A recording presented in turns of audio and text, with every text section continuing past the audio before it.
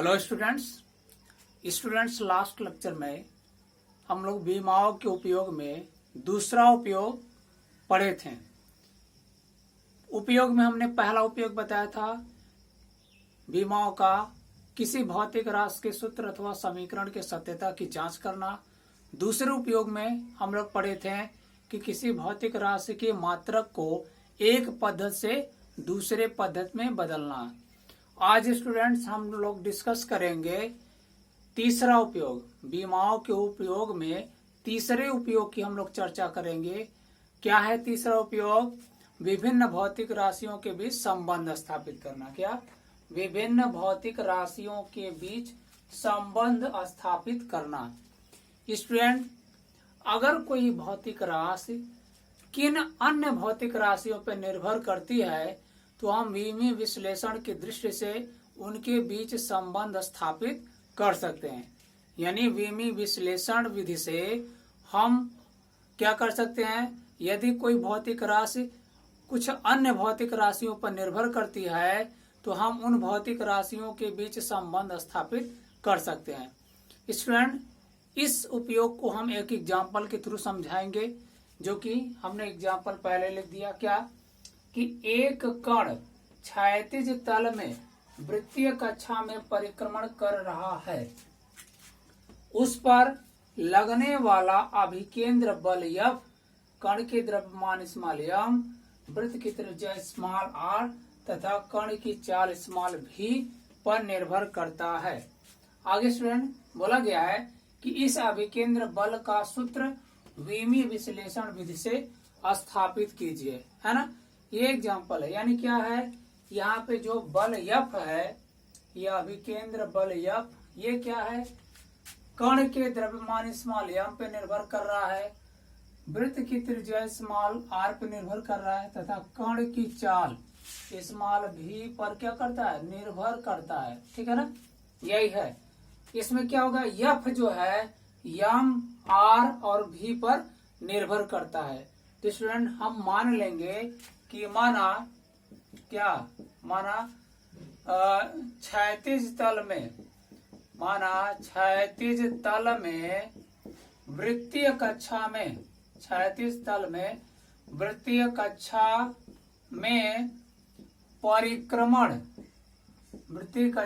परिक्रमण करने वाले कण पर क्षैतिज तल में वृत्तीय कक्षा में परिक्रमण करने वाले कण पर लगने वाला अभिकेंद्र बल यह क्या करता है? द्रव्यमान यम की एक घात पर त्रिज्या r की b घात पर तथा वेग या चाल मान लीजिए, कण की चाल v की c घात पर निर्भर करता है तो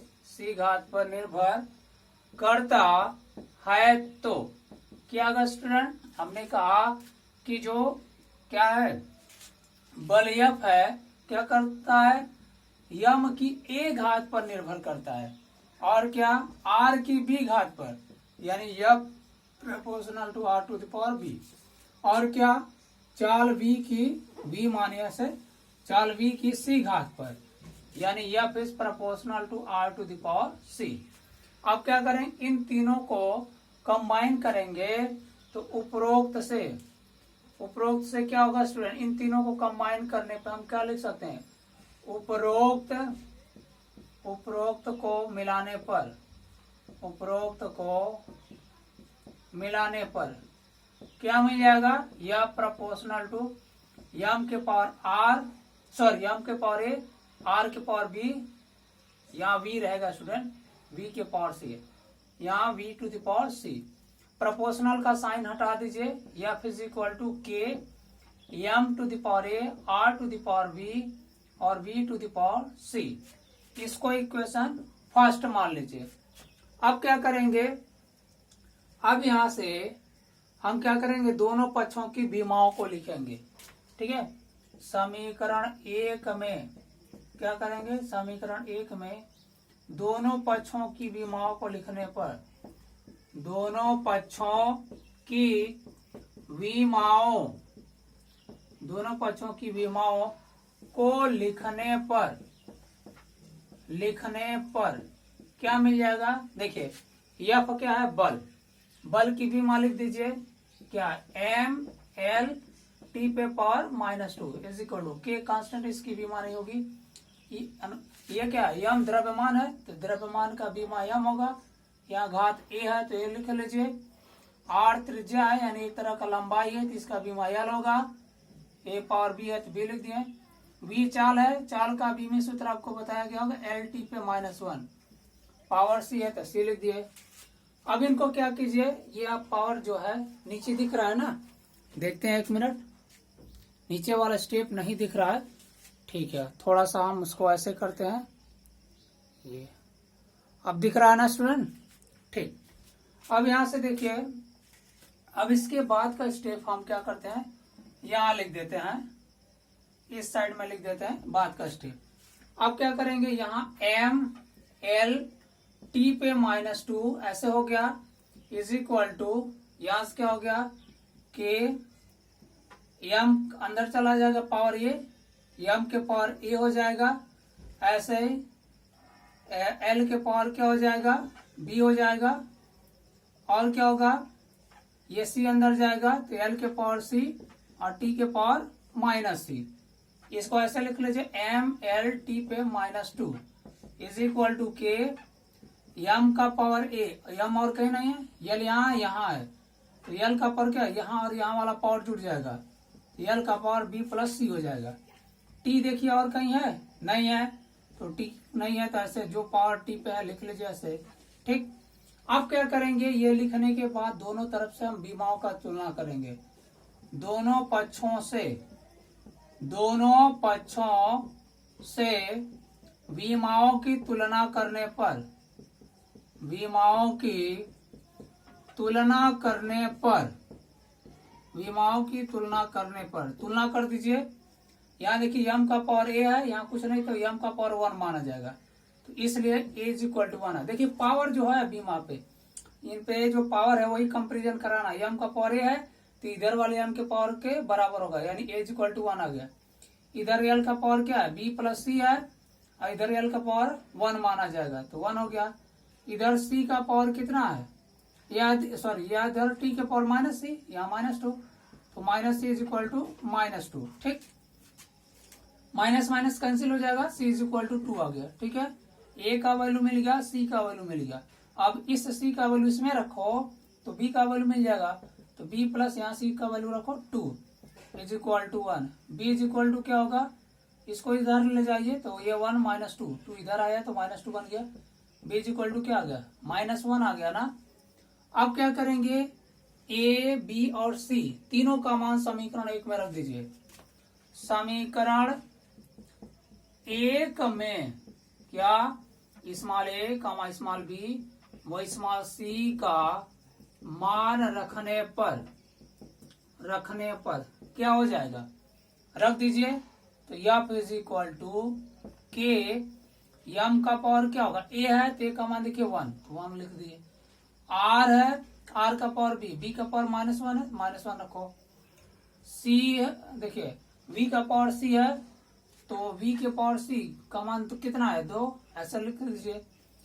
जो देखिए पॉजिटिव में पावर है नीचे देखेगा ना लिखने पे, ठीक है। अभी एक स्टेप और लिखते हैं, यहाँ देखिए k हो जाएगा, यम का पावर 1 माना जाए तो यम लिखते हैं, b स्क्वायर ऐसे रहने दीजिए, ये r के पावर -1 है तो नीचे ले जाइए, क्या आ गया, r आ गया ना। f is equal to mv²/r, दिख रहा है ना, ठीक है, दिख रहा है इतना। अब स्टूडेंट बाय एक्सपेरिमेंट जब k की वैल्यू निकाली गई प्रयोग के आधार पर, तो यहाँ प्रयोग के आधार पर k की वैल्यू 1 आती है, ठीक है ना। तो उसको हम इस नीचे दिखेगा ना, इस साइड में लिख देते हैं, ठीक है ना। प्रयोगों के आधार पर, प्रयोगों के आधार पर, प्रयोगों के आधार पर क्या आ जाएगा, k इज इक्वल टू 1। इसलिए स्टूडेंट क्या हो जाएगा, यहाँ k की जगह 1 रखो तो f इज इक्वल टू क्या आ जाएगा, mv² अपॉन r। क्या आ गई है, फाइनल फार्मूला आ गया। यही देखिए f का मान m v और r के पदों में आ गया। ठीक है स्टूडेंट, तो इस तरीके से हम क्या करेंगे, विभिन्न भौतिक राशियों के बीच संबंध स्थापित करेंगे। किसके हेल्प से, बीमी विश्लेषण की विधि से। तो देखिए बीमी विश्लेषण की विधि से जो हमने ये सोल्यूशन दिया है, कैसे दिया है, ये हमारा टॉपिक था, विभिन्न भौतिक राशियों के बीच संबंध स्थापित करना। इसमें हमने क्या किया है, इसमें एक एग्जाम्पल के थ्रू लिया। हमने ये कहा है कि अगर हमें यह ज्ञात हो कि कोई दी गई भौतिक राशि किन अन्य भौतिक राशियों पर निर्भर करती है, तो हम क्या कर सकते हैं, बीमी विश्लेषण की विधि से उनके बीच संबंध स्थापित कर सकते हैं। इसके लिए हमने एक एग्जाम्पल का हेल्प लिया, एक एग्जाम्पल के थ्रू समझाया इसको। इसमें क्या करेंगे स्टूडेंट, सबसे पहले देखेंगे कौन किस पर निर्भर करता है। यहाँ देखिए हमने क्वेश्चन में जो लिया, एक कण क्षैतिज तल में वृत्तीय कक्षा में परिक्रमण कर रहा है, उस पर लगने वाला अभिकेंद्र बल F। कोई कण है जो क्या कर रहा है, ऐसे वृत्तीय पथ पर ऐसे गति कर रहा है, वृत्तीय स्मॉल r त्रिज्या का वृत्तीय पथ है, इस पे गति कर रहा है v चाल से, जिसका द्रव्यमान स्मॉल m है। तो इस पे अंदर की तरफ एक बल लगेगा, उसका वैल्यू हमको निकालना है कि F क्या करता है। F जो डिपेंड करता है, यह डिपेंड करता है m पे, r पे और v पे। तो इनके बीच क्या रिलेशन होगा, यही हमें निकालना था। तो इसके लिए हम क्या करेंगे, सबसे पहले मान लिया गया है कि F जो है m की a घात पे निर्भर करता है, और F जो है r की b घात पे निर्भर करता है, और F जो है v की c घात पर निर्भर करता है। तो इन तीनों को मिला करके एक साथ लिखेंगे, तो चूंकि सब अनुक्रमानुपाती हैं, तो इनको ऐसे लिख सकते हैं। अनुक्रमानुपाती का निशान हटाएंगे तो एक कांस्टेंट क्या आएगा। अब जब इस रूप में आ गया तो इसको इक्वेशन 1 मान लिया। अब इसके बाद क्या करेंगे, समीकरण 1 में दोनों पक्ष की बीमा लिख दीजिए। इस साइड में जो भी राशि है उसका बीमा लिखिए, और इधर जो राशि है उनका बीमा लिखिए। के नियतांक अनुक्रमानुपाती नियतांक, इसलिए इसकी कोई बीमा नहीं होगी यहाँ पर। ठीक है, तो देखिए बल का जो बीमा है वो लिखा, और द्रव्यमान, त्रिज्या और भी चाल भी का जो बीमा है वो लिख दिया हमने। लिखने के बाद देखिए इधर हम LT पे -2 आया, इधर जो पावर बाहर थे उनको अंदर ले जाएंगे तो इस तरीके का स्ट्रक्चर बनेगा। इधर सेम रहेगा ये, और इधर ये पावर बाहर है तो अंदर आ गया, ये भी पावर बाहर है तो अंदर आ गया। देखिए ये पावर बाहर है तो अंदर सब पे मल्टीप्लाई हो गया। ठीक, अब यहाँ इसको ऐसे उतार दिए, यहाँ देखेंगे कि ऐसे लिख लिया, यम देखेंगे यम का पावर है, और कहीं यम है नहीं है तो यम का पावर लिख लिया। यल पकड़ेंगे तो यल एक यहाँ है, तो यहाँ पावर B है, यहाँ पावर C है, तो पावर को जोड़ करके लिख देंगे। यहाँ पे क्या है, T मिला, और कहीं T नहीं है तो T का पावर जो है उसे लिख दिया। अब क्या करेंगे, दोनों पक्षों से बीमा का कंपैरिजन करा देंगे, तुलना कराएंगे। तो तुलना कराने पे देखेंगे इन सभी के ऊपर पावर जो होगा, दोनों साइड में पावर बराबर होंगे। तो इधर m का पावर a है, इधर m का पावर 1, तो इधर वाले m का पावर जो होगा इधर वाले m के पावर के बराबर होगा, यानी a का वैल्यू 1 हो जाएगा। इसी तरह l का पावर जो इधर होगा इधर वाले के बराबर, तो b प्लस, इधर b प्लस c है, इधर 1 माना जाएगा, तो ये मिल गया। इधर क्या, t का पावर -c है, t का पावर -2, तो -c बराबर -2 हो गया, माइनस का कैंसिल हो जाएगा, c इक्वल टू 2। इस c का वैल्यू इस वाले में रखेंगे c की जगह, तो देखो b plus 2 equal to 1, c का जो मान 2 है इसकी जगह रखेंगे तो 2 रख दिए, तो इधर पक्षांतर करेंगे तो -2 इधर आ गया है, घटाने पे इतना आ गया। इस a, b और c का मान यहाँ पे समीकरण 1 में रखो, पावर की जगह देखो रख दिया है। ठीक, तो जो ऊपर है m का पावर है मतलब m हो गया v स्क्वायर, तो ऐसे हो गया, r के पावर -1 है, नीचे ले जाएंगे r बन जाएगा, इस रूप में मिल गया। अब प्रयोग के आधार पर, एक्सपेरिमेंट के बेसिस पर k का वैल्यू 1 मिलता है, तो यहाँ पे k की जगह 1 रखेंगे, तो f is equal to mv² upon r।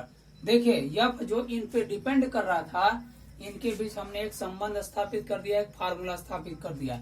फिलहाल वृत्ति गति जब पढ़ाएंगे तो ये फार्मूला वैसे भी प्रूव कराएंगे थ्योरेटिकल कॉन्सेप्ट पे, लेकिन यहाँ पर हमने जो स्टैब्लिश किया है वो बीमी विश्लेषण की विधि से स्थापित किया है। ये फार्मूला हमें ज्ञात नहीं था, लेकिन यह जब इन पे डिपेंड करता है तो बीमी विश्लेषण की विधि से क्या संबंध होगा इसको हमने फाइंड आउट कर लिया। तो स्टूडेंट, आप सभी को यह टॉपिक समझ में आ गया होगा। अब इसके बाद नेक्स्ट लेक्चर में हम अगले टॉपिक के साथ आपके सामने आएंगे, यानी नेक्स्ट टॉपिक हम लोग डिस्कस करेंगे। Okay students.